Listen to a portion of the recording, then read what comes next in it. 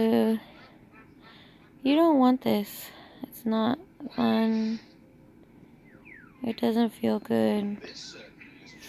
All it takes is one person to screw up and not do the right thing. Don't trust anybody to do the right thing right now.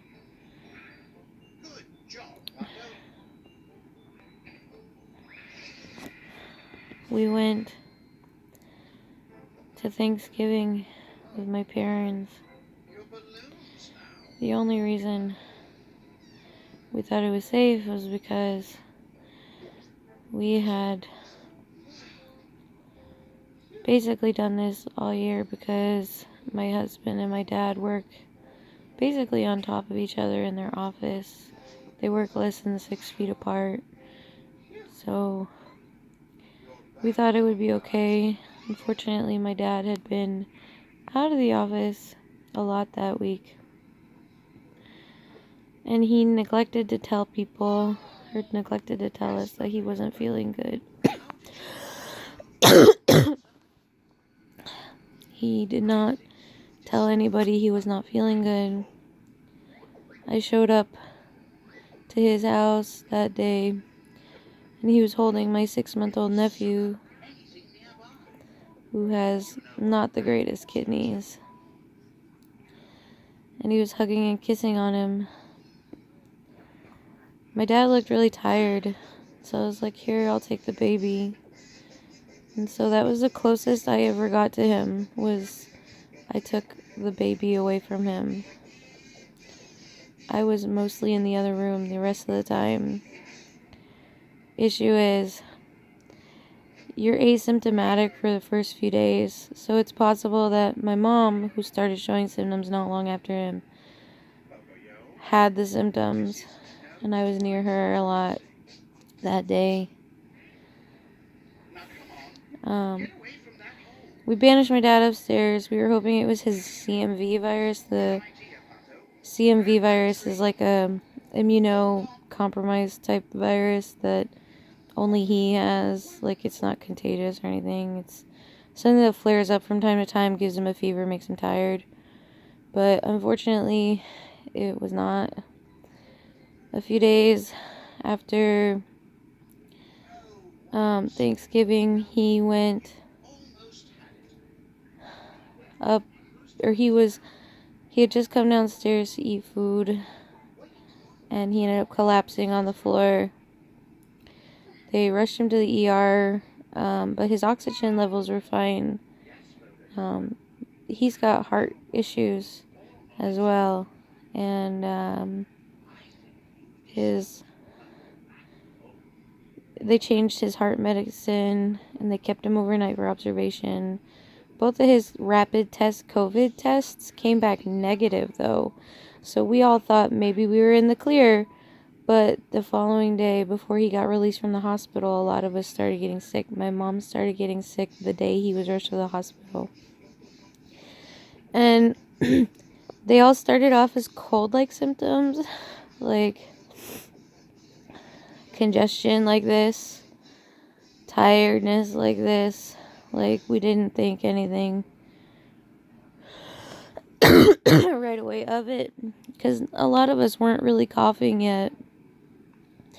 It was just really big exhaustion, fatigue.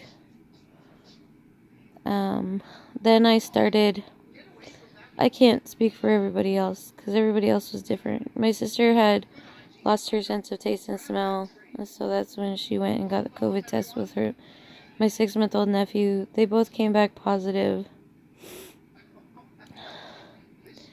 My mom took a test because she's required to by her job, and it came back. She tested it Monday, it came back Wednesday positive. My sister took my niece and nephew yesterday, and both their rapid tests came back positive.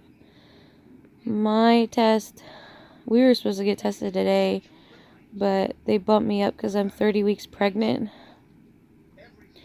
And my test, we're still waiting on it, but I'm pretty sure because I lost my sense of smell for about 12 hours. I couldn't smell anything. My sense of taste has been off, which is normal in an illness, but it's definitely been way more off than normal. I've been really tired. The headaches are the worst.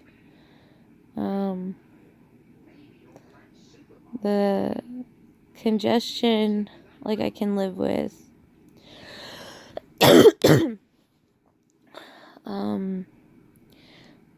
I'm about day 5 of showing symptoms, day 6, somewhere in there. They say day 5 through day 10 are the biggest determining factors of whether or not you're going to need to be hospitalized or not. I'm hoping I won't need to. There was one night, though, where I was ready for it. I have to monitor the baby more, make sure she's moving, because this virus coagulates your blood, means thickens your blood, which is not good for the baby or the placenta. This virus also coagulates your blood and causes blood clots, which is now clotting in pregnancy after delivery is already a big problem, and now I'm at greater risk for it, so I'm on baby aspirin. I can't take blood thinners because I'm too close to delivery. They're worried that if I take blood thinners, I'll hemorrhage, which is just as scary.